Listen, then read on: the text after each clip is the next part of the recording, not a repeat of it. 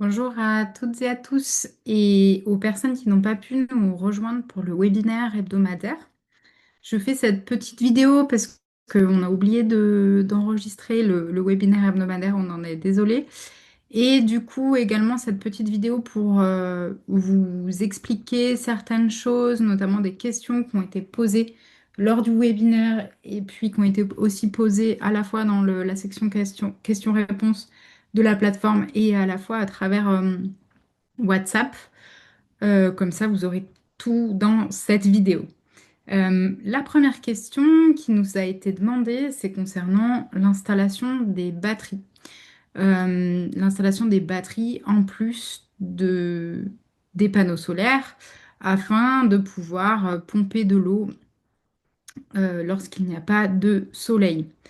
Alors, l'installation de batterie, on va la privilégier après l'étude du forage, donc après le test de pompage. Si le test de pompage nous montre que le débit horaire de pompage va être multiplié par le nombre d'heures du soleil, en général on prend 8 heures. Donc si mon forage me donne 3 mètres cubes heure que je viens multiplier par 8, cela nous fait 24, donc 24 mètres cubes sur la journée à peu près. Et si ma demande en eau est de 30 mètres cubes heure, alors je sais que de toute manière, mon forage ne pourra pas me fournir l'eau nécessaire. Donc là, dans ce cas-là, je vais devoir ajouter une deuxième source d'énergie. Dans le cas où le forage nous donnerait plutôt un débit de 4 mètres cubes heure, alors là, si on fait 4 fois 8, on obtient 32. Donc si ma demande journalière est de 30 mètres cubes, alors mon forage est capable de, de rencontrer la demande journalière. Donc ça, c'est un premier point à analyser avant d'envisager l'installation de batterie. Si mon forage il est capable d'alimenter mon réservoir sur toute la durée de la journée, alors en général, on va essayer de ne pas prévoir l'installation de batterie. Pourquoi? Bon, pour plusieurs raisons. La première, c'est que les batteries, dans beaucoup de pays, quand même, c'est un bien qui est très recherché et donc il y a beaucoup de vandalisme et de vol de batteries, c'est assez fréquent. Donc il y a beaucoup de partenaires qui ne veulent pas forcément avoir de batterie.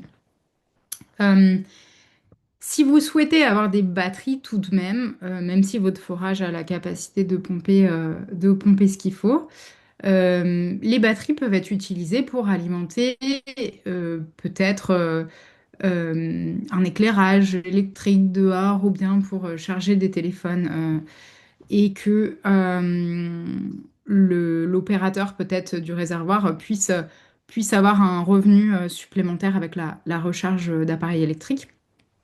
C'est possible. Euh, il faut aussi savoir que pour que les batteries puissent alimenter la pompe, il va forcément falloir ajouter un inverteur pour convertir l'énergie électrique, qu'elle soit utilisable par la pompe. Et souvent, les pompes demandent une puissance assez élevée et la plupart des batteries ne permettent pas d'avoir la puissance demandée par la pompe. Donc c'est pourquoi on essaie d'éviter d'avoir des batteries. euh, pour avoir des batteries qui puissent faire fonctionner la pompe, il va falloir de très grosses batteries qui coûtent très cher. Donc on a encore ce problème de vandalisme et de vol. Ça va également augmenter de manière considérable le coût de notre projet. Donc c'est des choses à réfléchir. Maintenant, il y a des questions qui nous ont été posées et plusieurs personnes euh, qui nous ont demandé pardon, je regarde un petit peu mes notes. Euh, il y a plusieurs personnes qui nous ont demandé, ou du moins qui avaient un petit peu des inquiétudes concernant euh, le fait que parfois, eh bien, certains systèmes PES n'arrive pas à pomper à certains moments de la journée parce qu'il n'y a pas assez de soleil, ou bien quand il y a un nuage, il n'y a plus de pompage et du coup, bah, ces personnes-là aimeraient avoir des batteries pour être sûr que le jour où il y a un petit peu de nuages, il y ait quand même de l'eau dans le réseau. Alors, normalement, dans le cours en ligne, dans l'unité 3, dans la partie préparer l'étape 5, choix de l'emplacement du projet, normalement, vous êtes allé sur le site internet du PVGIS qui vous permet de sélectionner un endroit pour votre projet et en fonction de cet endroit, d'obtenir les données d'irradiance solaire. Donc, ce qu'il faut savoir, c'est que vous allez voir dans cette partie du cours, là, préparer l'unité 5, préparer l'étape 5, choix de l'emplacement du projet. Vous allez voir qu'on va sélectionner les conditions environnementales les plus défavorables. C'est-à-dire que vous allez d'abord regarder sur les 5 ou les 10 dernières années les données d'irradiance solaire. En fonction de la moyenne de ces 5 dernières années, vous allez regarder le mois le plus défavorable, c'est-à-dire le mois où il y a le moins d'irradiance solaire. Très souvent, euh, c'est le mois avec le plus de pluie. Euh, donc forcément, déjà, on prend les conditions voilà, environnementales les plus défavorables. Très souvent, ce qui est fait pour beaucoup de systèmes PES, c'est que le dimensionnement est fait sur une moyenne d'irradiance solaire sur l'année. Et c'est pour ça qu'il y a des systèmes, effectivement, dès qu'il y a un petit nuage, l'eau ne monte plus dans le réservoir et vous allez rencontrer des problèmes. Si vous faites le bon travail de regarder le mois le plus défavorable, normalement, s'il y a un petit nuage, l'eau pourra quand même monter dans le réservoir. Ensuite, ce que vous allez faire, c'est regarder l'irradiance horaire moyenne sur tout ce mois.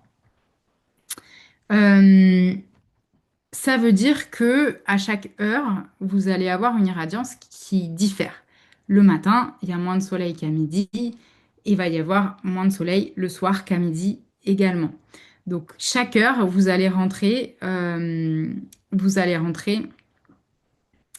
l'irradiance solaire. Et avec cette irradiance solaire, normalement, vous avez dû rentrer, et ça, c'est plutôt l'unité 4, donc l'étape 5. Vous allez rentrer, en fonction des panneaux solaires que vous allez rentrer la puissance produite par les panneaux solaires. Et en fonction de cette puissance produite, en allant dans les spécifications techniques de votre pompe, normalement, vous allez trouver le débit produit. Et donc à chaque heure, vous allez avoir un débit qui est produit. Euh, donc ça, c'est une manière aussi de bien vérifier que votre forage et votre pompe peut à chaque heure répondre à la demande en eau de votre communauté, de la communauté que vous dimensionnez. Alors maintenant, je vais vous montrer parce que du coup, normalement, ce qu'on fait, une fois qu'on a calculé tout ça, la production d'eau par heure. Souvent, dans les projets PES, bah, la problématique, c'est que l'eau, les gens la consomment très souvent, entre 6 et 8 heures le matin. Puis après, il y a moins de consommation d'eau. Et puis, on a également une autre consommation d'eau plutôt le soir, quand les gens sont rentrés du travail. Le problème, c'est que bah, entre 6 et 8 heures, il n'y a pas encore assez de soleil et du coup, la pompe ne fonctionne pas. Donc, il va falloir que le réservoir que vous dimensionniez après euh, serve de tampon à cela. Donc, normalement, ce qu'on fait, c'est qu'on fait un calcul qu'on appelle de marnage ou bien un bilan volumique dans le réservoir.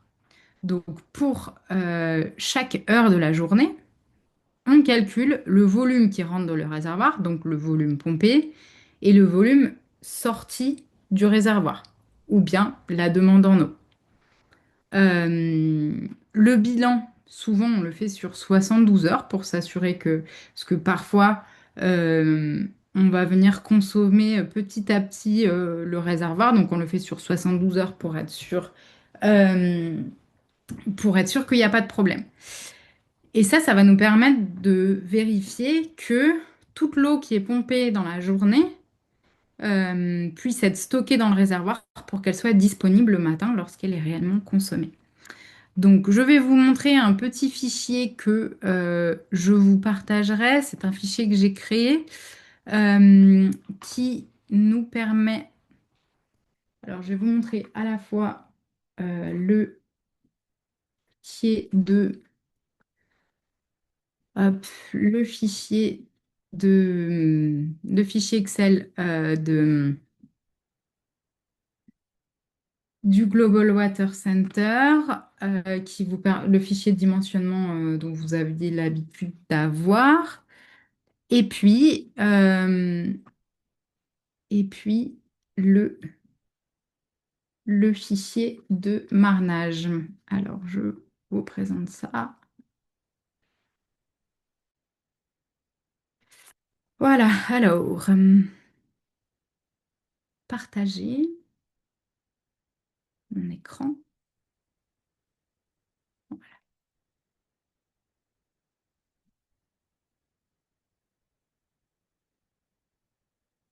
Alors là, normalement, vous voyez mon écran. Je vais essayer de zoomer peut-être un petit peu plus ici pour que vous puissiez voir exactement ce fichier. Donc, ce fichier, ça s'appelle donc le calcul du marnage. Donc, dans ce fichier, c'est assez simple. Toutes les valeurs que vous avez à rentrer sont en jaune fluo. Donc là, j'ai pris les données du projet de Zambouri, donc le projet avec le camp de réfugiés. Donc, on vous demande ici la demande en eau quotidienne. Donc là, c'était 340 mètres cubes par jour. Et le débit de conception choisi. Donc, le débit de conception choisi, il va falloir revenir là-dessus. Excusez-moi, c'est le fichier en anglais, mais ce sera la même chose en français. Et on vous demande, donc là, c'est la demande en jour. Donc là, 340 mètres cubes par jour, elle est là. Il me semble que c'est ici. On vous dit débit de conception choisi. Donc, même si normalement le débit estimé était environ de 42,5 mètres cubes heure, on a décidé de choisir 48. Donc là, je mets bien 48. Le survolume, ça c'est une valeur qui est légale. Souvent, les gouvernements, ils vont vous demander d'avoir au moins toujours une réservoir, une réserve dans le réservoir d'eau, qui souvent est appelée la réserve incendie ou le survolume. Voilà, c'est la réserve minimale que vous devez avoir dans votre réservoir, qui souvent correspond à une partie du, de la demande en eau. Donc, très souvent, c'est autour de 25-30%. Donc là, moi, j'ai mis 25%. Dans le cadre où c'est juste un volume incendie, où on vous demande, c'est peut-être 500 mètres cubes par jour. Il faudra changer cette valeur-là qui est en pourcent.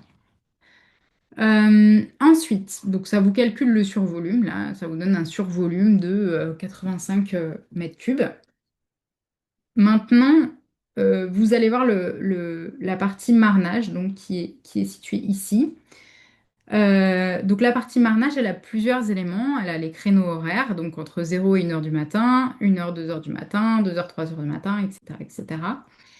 Et là, on vous demande le volume pompé en mètres cubes par heure. Donc là, le volume pompé, je vais venir le prendre dans mon fichier de dimensionnement. Normalement, sur Zambouri, vous êtes sur la pompe avec un onduleur ou bien inverteur et normalement, vous avez dû remplir cette partie qui est la production horaire, donc le volume pompé par heure. Donc en fait, je vais venir reporter ces valeurs-là. Ici, faites attention, c'est à partir de 6 heures du matin, mais du coup, nous, la nuit, on ne va pas pomper, donc on va juste mettre 0 sur toutes les heures de la nuit. Je viens juste rentrer 0, 0, 0. Euh, et ensuite, donc, on voit qu'on commence à pomper à partir de 8 heures et à 8 heures, on commence à pomper à 24. Donc là, je rentre 24. Ensuite, à 9 heures, on est à 36, à 11 heures, on est à 43, etc., etc. Donc, je viens rentrer mes valeurs de volume pompé. Ensuite, ça calcule automatiquement le volume pompé cumulé. Et là, il y a un autre élément important qui est la courbe de consommation. Donc normalement, les hydrauliciens, euh, vous avez l'habitude de voir les courbes de consommation. Euh,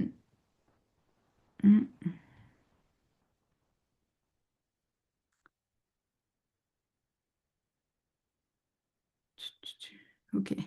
Vous avez l'habitude de voir les courbes de consommation, c'est-à-dire on consomme peut-être 30% de l'eau entre 8 heures et puis 10 heures du matin. Ensuite, on consomme un petit peu plus, donc vous avez l'habitude de voir un peu cette consommation habituelle. Donc là, moi, j'ai rempli quelque chose d'à peu près d'un ancien projet, par exemple en Centrafrique où en général on avait une grosse consommation, donc 20% de l'eau, elle était consommée plutôt entre 6 heures et 7 heures le matin, avant que les personnes aillent au champ. Ensuite, 15% entre 7 heures et 8 heures, etc., etc. Donc vérifiez bien, je ne l'ai pas fait là, mais vérifiez bien que tout ça c'est égal à 100% en bas. C'est mon cas. Je vais vous repartager peut-être juste la partie outils marnage, comme ça vous allez peut-être mieux voir maintenant. Voilà. Donc, voilà, vous voyez sûrement mieux. Donc voilà, ici, la courbe de consommation, on est bien sur 100% de la consommation ici. Ok, ensuite, cet outil, directement, il vous dit le volume consommé et le volume consommé cumulé. Et ensuite, il vient vous calculer l'écart entre le volume pompé et le volume consommé. Donc là, évidemment, entre 6 heures et 8 heures, il n'y a pas de pompage, hein, on a vu, on ne pompe pas encore. L'eau ne monte pas dans le réservoir. Par contre, on a déjà consommé 10 mètres cubes. Euh, et du coup, bah, dans le réservoir, on aura un bilan de -10. Donc sur chaque heure, vous allez voir qu'on fait le bilan de l'écart entre le volume consommé et le volume pompé. OK? Ça, c'est le calcul sur 24 heures.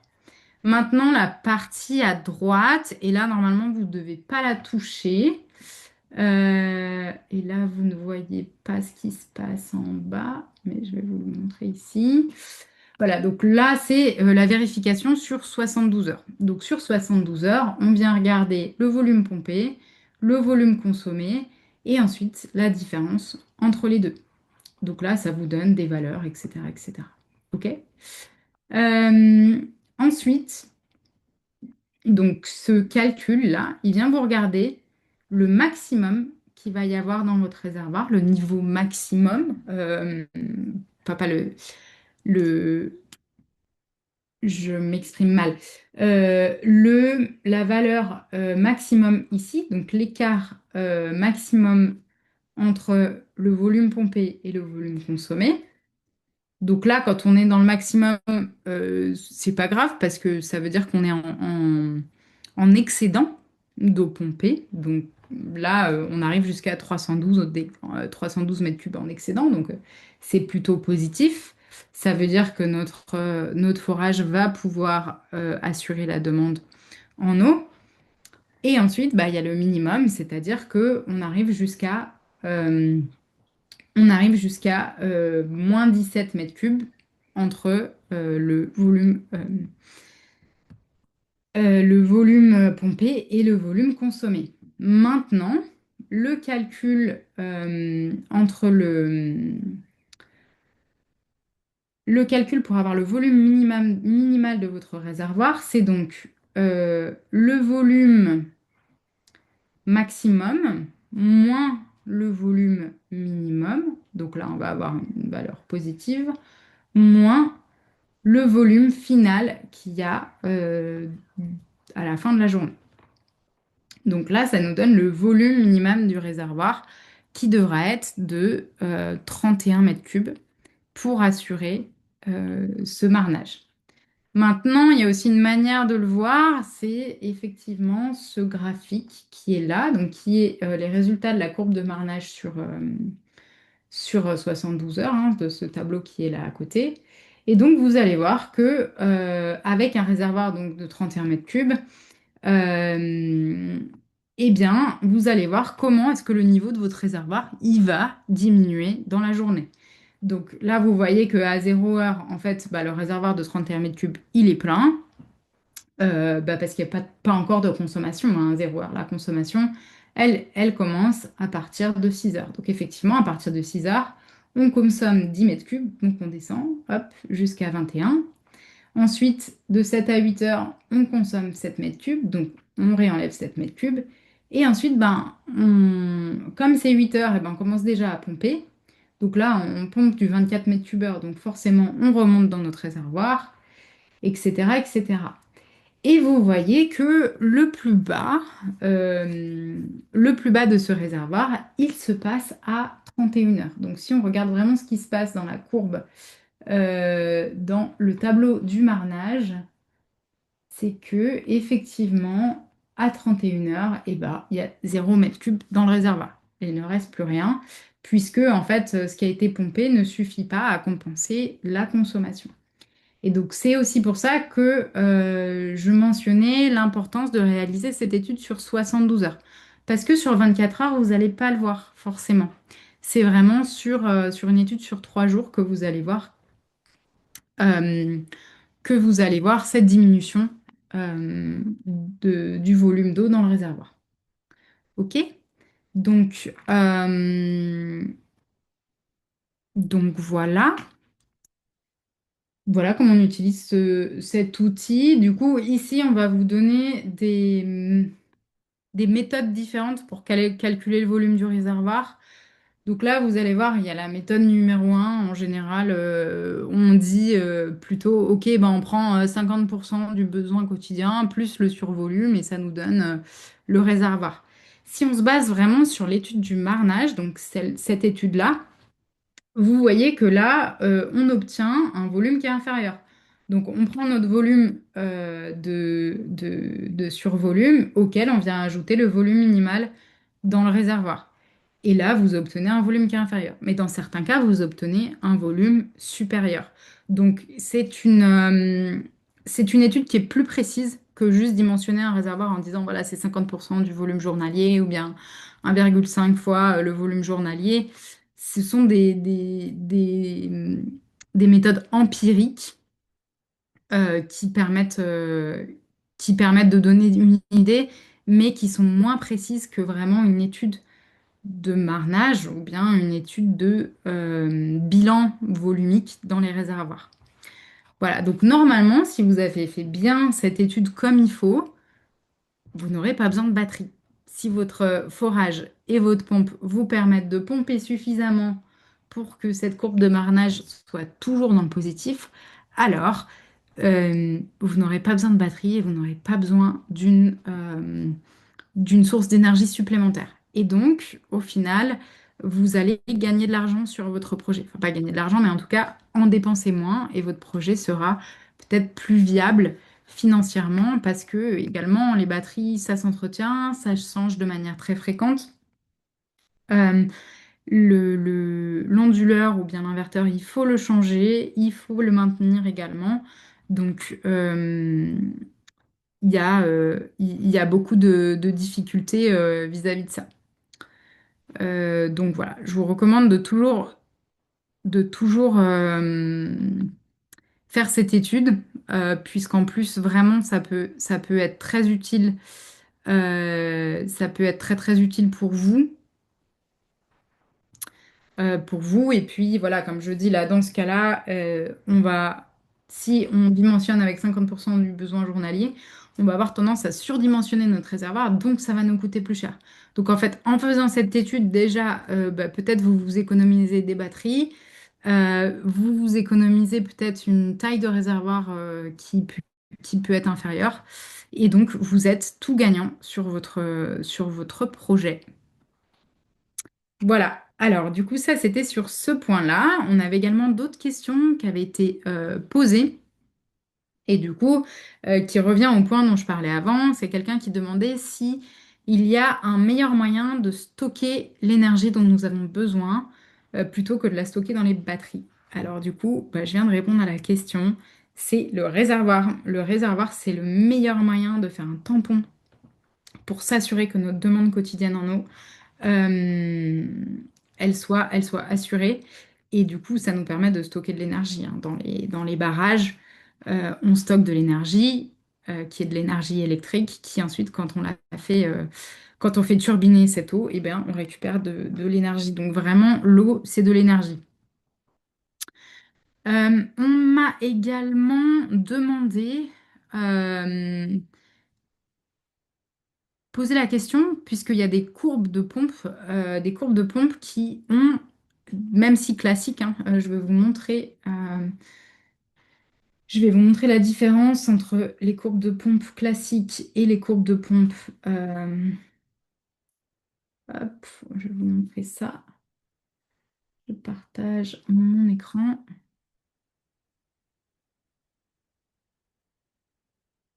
Voilà, cher. Donc là, normalement, vous voyez mon écran. Euh, donc ici, sur la gauche de mon écran, vous avez, alors je vais vous faire des petits dessins. Vous avez ici une courbe de pompe dite classique et ici une courbe de pompe solaire. D'accord? Euh, donc,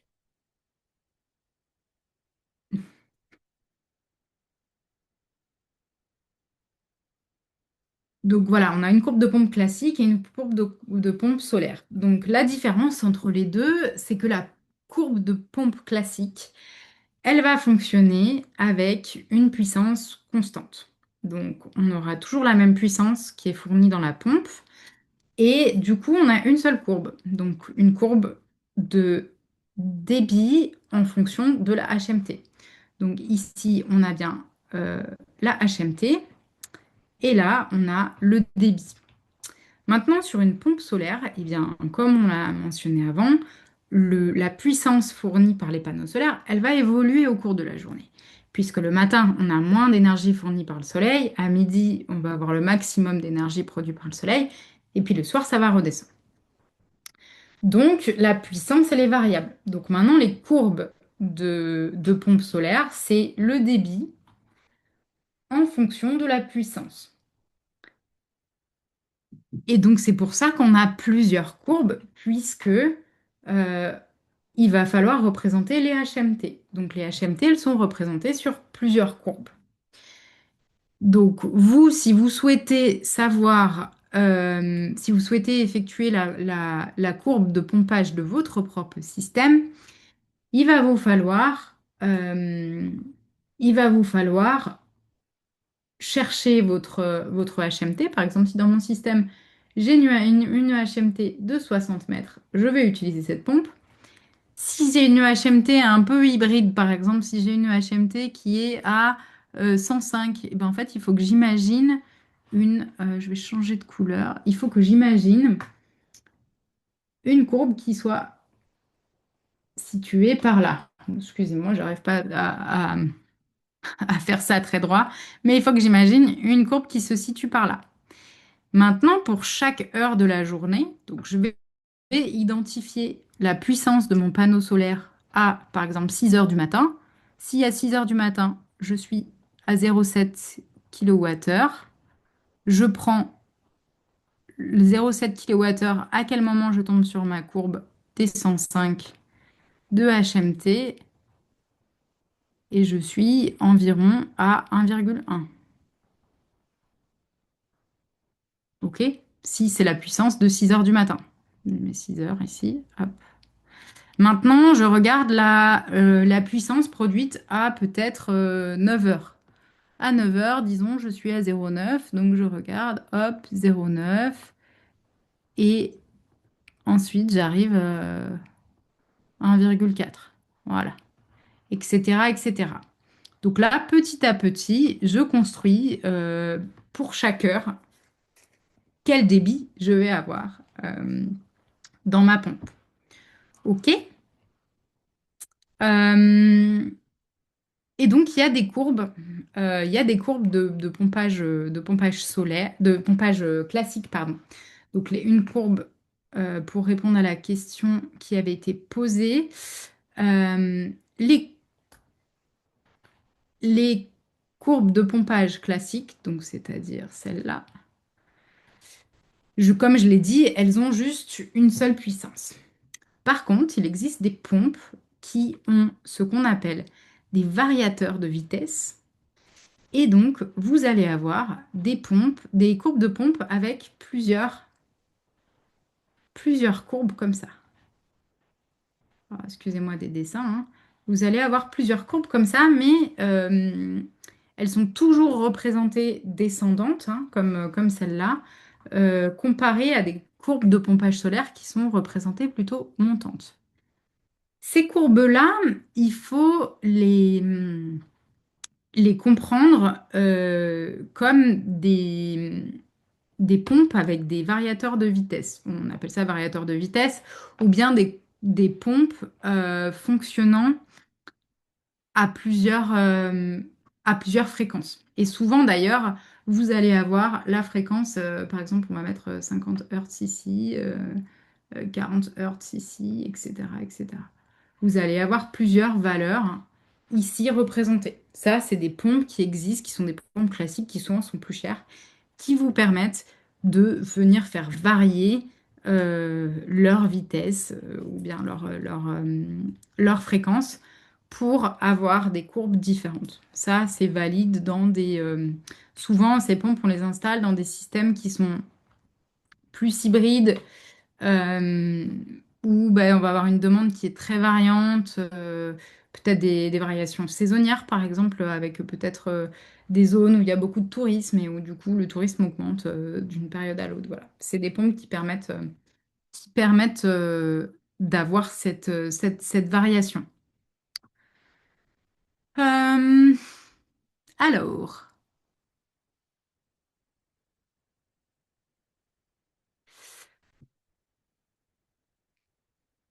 ok. Alors, je vais enlever mon écran. Hop, de mon écran.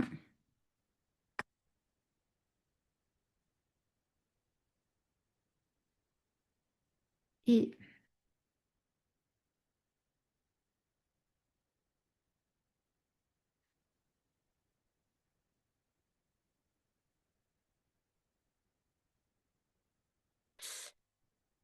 Et je vais vous repartager, puisqu'on m'a également demandé comment remplir ce petit tableau-là. Donc, comment remplir la courbe de performance de la pompe et du système AC. Donc là, on est dans l'étape 4, dans le cas où on est avec une pompe à courant alternatif avec un onduleur, donc une pompe classique. Donc, dans le cas plutôt de gauche, ici, là où on se trouve. Euh, Dans le cas d'une pompe solaire, vous aurez juste la partie 4A à remplir, donc juste prendre les spécifications techniques de votre pompe euh, et ensuite passer à l'étape 5. L'étape 4 avec une pompe classique, elle est un petit peu plus compliquée. Donc, vous allez devoir remplir ce tableau-là de fréquence avec euh, la hauteur de charge, donc C, qui est reportée. OK?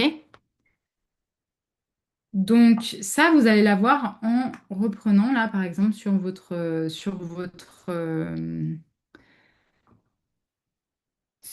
graphique. À chaque fois, vous allez prendre et on vous dit de partir allant du débit le plus faible, la hauteur de charge la plus élevée de la pompe, au débit le plus élevé ou à la hauteur de charge la plus faible. Donc en gros, on va aller de la gauche vers la droite sur le graphique.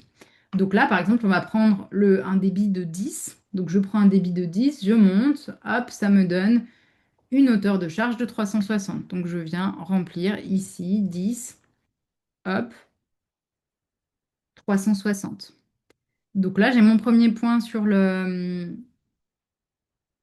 graphique. Ensuite, je prends par exemple 20, 20, et là, j'ai 345 environ.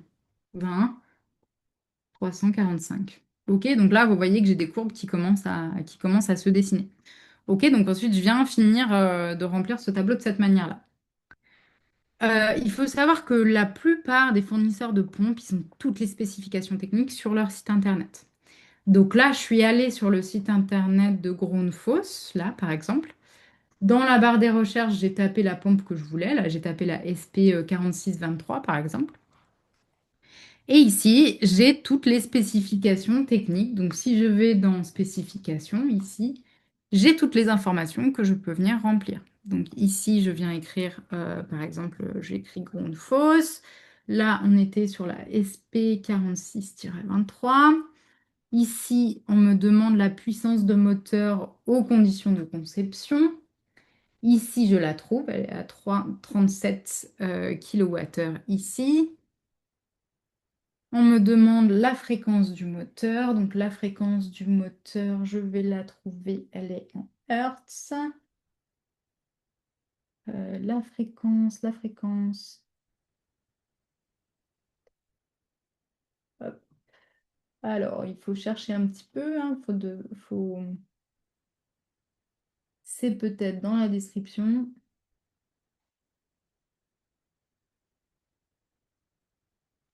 Fréquence du moteur.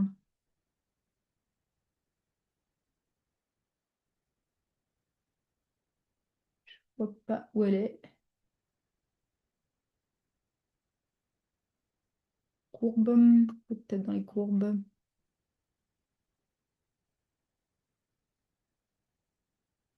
Je vais remplir le reste. Tension nominale d'entrée. Tension nominale d'entrée en VAC.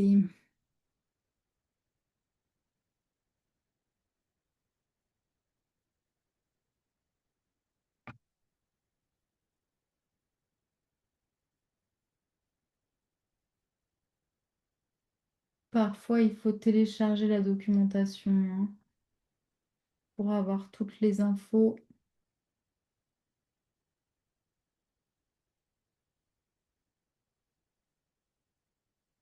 Il me semble qu'il y avait un 3 fois quelque chose donné ici.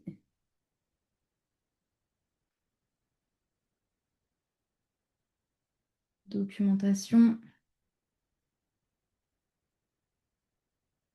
Bon, je ne vais pas passer du temps à vous expliquer comment remplir ça, puisque là, ça me prend un petit peu de temps.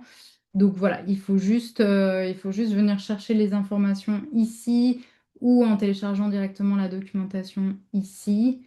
Voilà, c'est un peu ça qu'il faut écrire. Maintenant, je voulais vous expliquer un petit peu plus comment remplir cette partie-là. Je pense que c'est ici qu'il faut plus qu'on passe du temps.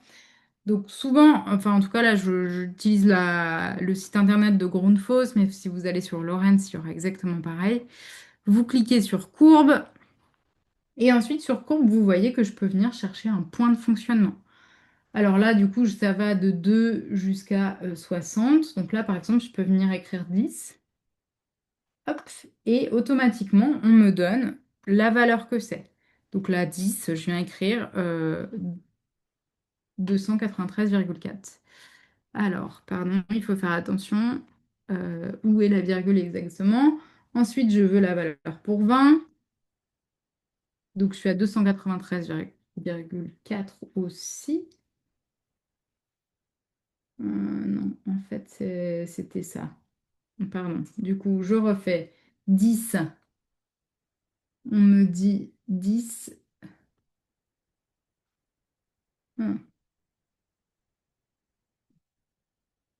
Oui, c'est bien ça. 10, 293,8. Alors maintenant 20.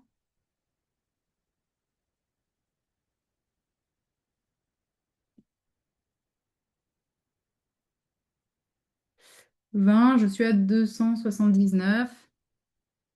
Ça n'a pas besoin d'être très très très précis ici. Mais voilà, ensuite, 30, je clique sur le 30, 256,4. Ok, 30, 256,4. Donc là, il faut rentrer 10 points. Donc voilà, Et il y a un moment donné où les points vont se rencontrer. Donc là, je vais peut-être essayer de vous faire un vers la fin. 60. Donc à 60, je suis à 125. 60. Je suis à 125. Alors, ça marche pas comme ça. Mais voilà, si vous voyez là, du coup, les courbes vont se rencontrer entre la courbe du système et la courbe de la pompe. Et c'est ce point-là, normalement, qui va être votre point de fonctionnement. OK? Ici, il faut venir remplir les informations sur l'onduleur, etc., etc. Euh, voilà. Donc là, ouais, j'ai répondu à la question de la courbe du système HMT par débit. Voilà, c'est la manière de la remplir. Hop, je vais enlever mon écran. Et la dernière question qu'on avait eue, c'était pourquoi la température influence la capacité des panneaux solaires à produire de l'électricité. On pourrait penser que plus la température chauffe les panneaux solaires, plus ils produisent de l'énergie. Et c'est pas vrai. Euh, Car en fait, c'est des lois de la physique des semi-conducteurs. C'est un petit peu compliqué, mais c'est la physique des semi-conducteurs. C'est exactement l'inverse qui se produit. Et ça, c'est à cause de l'agitation thermique au niveau des atomes. Il y a plusieurs raisons pour ça, donc, qui expliquent ce phénomène. Le premier, c'est la chute de tension. Donc, un panneau solaire, il produit de l'électricité grâce à la différence d'énergie entre les électrons au repos et les électrons qui sont excités par la lumière. À froid, les électrons ils sont stables. Quand un photon vient les frapper, il y a un saut d'énergie qui est net et puissant. À chaud, les électrons ils sont déjà agités par la chaleur. Ils ont donc un niveau d'énergie de base plus élevé. Donc la différence de potentiel, qui est égale à la tension, que le panneau peut créer entre l'état de repos et l'état excité diminue. Donc comme la puissance, c'est la multiplication entre la tension et l'intensité, donc puissance P égale U fois I, la tension chute. Si la tension chute, la puissance totale baisse. Le deuxième élément de réponse, c'est la résistance interne. Donc, comme dans la plupart des systèmes électriques, la chaleur augmente la résistance des matériaux conducteurs. Donc, si les atomes de silicium que fabriquent les panneaux solaires vibrent intensément à cause de la chaleur, ils gênent physiquement le passage des électrons. Et les collisions de ces électrons transforment une partie de l'énergie produite en chaleur supplémentaire, ce qui fait donc un cercle vicieux, plus de chaleur, moins de puissance, encore plus de chaleur, etc., etc. Souvent sur les spécifications techniques des constructeurs de panneaux solaires, vous allez avoir un coefficient de température qui est généralement noté P maximum. Et sur la plupart des panneaux au silicium cristallin, on perd environ 0,35% à 0,45% de puissance par degré Celsius au-delà de 25 degrés. Donc, par exemple, dans le cas d'une journée très chaude, un panneau solaire peut facilement monter à 65 degrés. Donc ça va faire qu'il va y avoir environ 40 degrés de différence par rapport à un test standard, hein, parce que le test standard est fait à 25 degrés. Et dans ce cas-là, la perte de production peut atteindre environ 15%, même s'il y a plein de soleil et qu'il fait chaud. Donc voilà, et d'ailleurs, c'est lors des journées très froides, mais très ensoleillées, où on a le plus de production solaire. Donc ça, c'est un petit peu le paradoxe du coup de la production d'électricité avec les panneaux solaires lorsqu'il fait chaud. Voilà, je crois que j'ai répondu à la plupart des questions qui ont été posées. Je vérifie un petit peu s'il y en avait d'autres. Oui, il y avait des questions par rapport aux courbes de pompe de courant alternatif et les courbes de pompe de courant continu. Donc là, je vais encore vous présenter mon écran juste pour vous montrer quelque chose assez rapidement. Hop, alors ça c'était le PowerPoint qu'on a utilisé. Donc voilà, ça c'est la pompe classique, hein. C'est du coup une courbe de performance de pompe CA ou bien courant alternatif. Euh, et ça, donc c'est une courbe de performance solaire, donc DC de courant continu. Voilà, c'est un petit peu la différence, entre les deux. Voilà. Donc, je pense que j'ai répondu à cette question-là aussi. Voilà, je pense que j'ai répondu à toutes les questions du coup du webinaire. Donc, n'hésitez pas à continuer à poser des questions dans la partie questions et réponses du cours ou bien les poser directement à vos formateurs ou bien sur la conversation WhatsApp. Je vous souhaite une bonne journée à toutes et à tous et n'hésitez pas. Au revoir.